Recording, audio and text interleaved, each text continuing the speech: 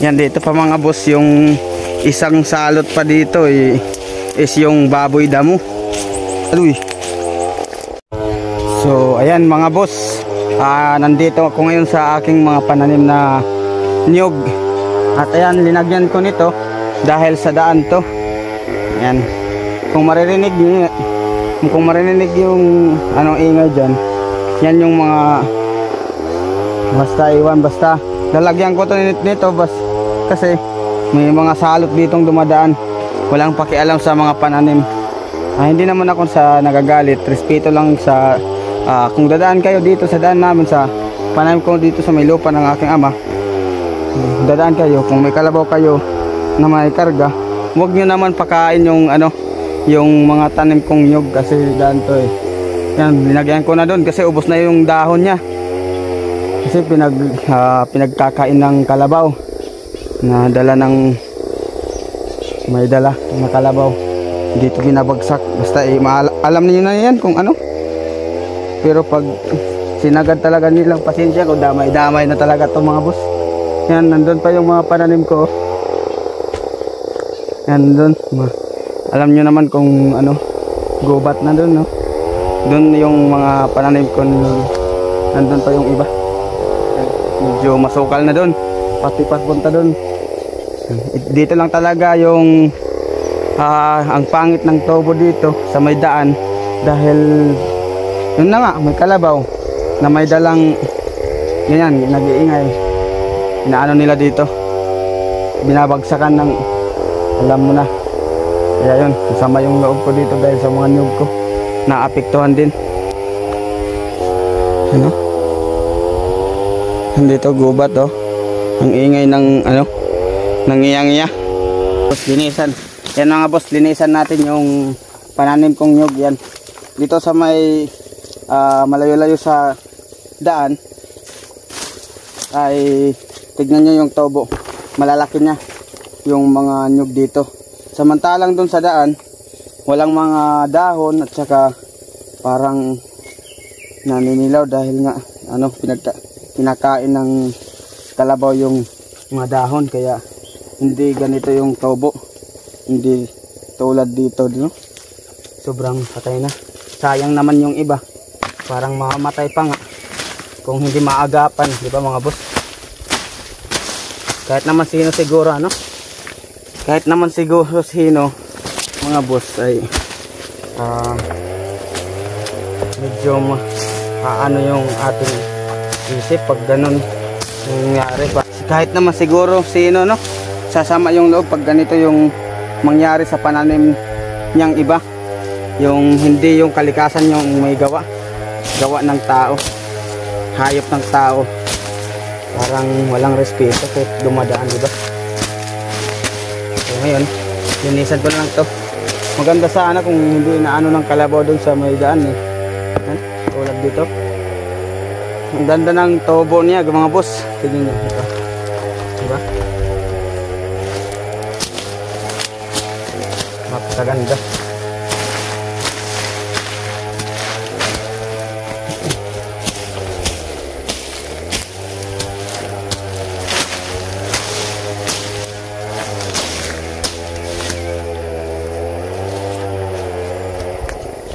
Doon sa inyo mga boss, anong tawag dito mga boss? Diyan sa inyo. Dito sa amin sa Samar ay paghaharas yung tawag dito. Haras.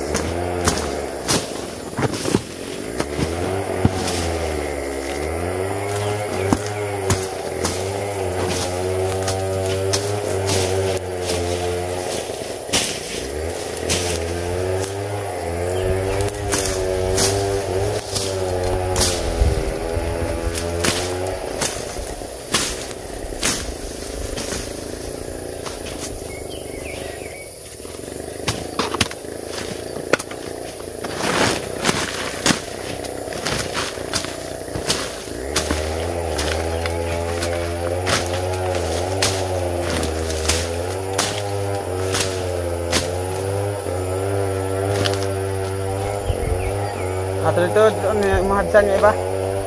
Maharap na ito. Ha?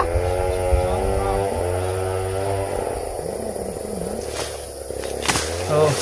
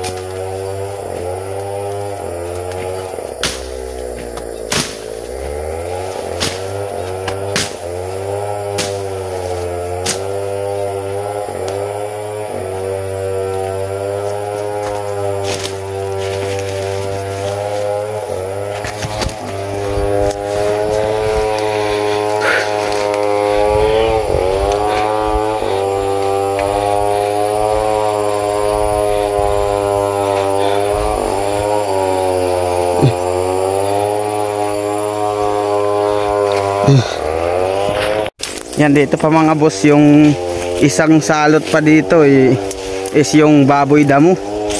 Aluy. Baboy ramo pa yung salot dito sa mga pananim kong nyug.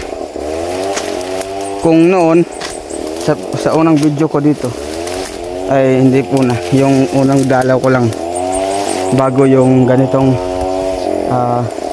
damo ay konti pa lang yung kinain ng baboy damo na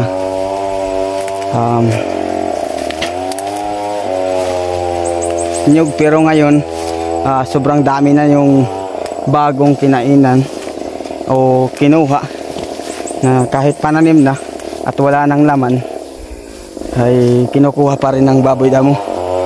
Kanilang binubunot sa lupa kasi talaga dito salot. At ayun na nga mga boss, kahit naman sino talaga ay magagalit siguro, no, pag ganon yung mangyari sa pananim yung nyug, di ba?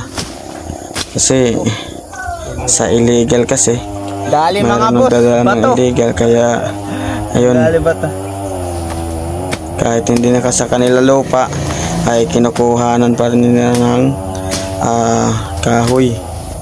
Kaya ayun, naapektuhan yung ibang nagdadala din, ay parang wala din respeto. Imbis na hindi padaanan ng kalabaw yung pananim kong nyug dahil nga nandyan sa gilid lang ng daan, kaya yun, kinakain ng kalabaw kasi doon nila iniimbak yung mga kanilang mga dinala na alams na eh. So ayun mga boss, last na pala tong aking linilinisan na nyug. Tignan naman yung itsura ng nyug, ay nasasapawan na ng mga damo. Malalaki na yung damo kaysa nyug. Kaya ayun, napagdesisyonan ko na wala namang pasahero ngayong hapon, kaya ayun, pinagtatabas ko lang muna yung mga damo dun sa may malapit sa aking tanim na nyug. So ayun mga boss, huwag niyong kakalimutan na suportahan ang aking YouTube channel bilang supporter na lang din sa akin bilang isang vlogger. So yan mga boss, dito pinagtatabas ko talaga yung damo dahil ang dami pa ng pastihan na manok. Dami pa talagang tawagin dito sa amin ay balagon. Yan yung kumakapit talaga sa aking tanim na nyug. Ito kasi dito sa natanim ko ng nyug ay malayo to sa aming barangay. Dito yan sa part ng Mutsyong. Malapit, marami pa ditong malalaking kahoy. Kaya ayun, dito parang tinatawag sa amin dito sa Samar na Lubo.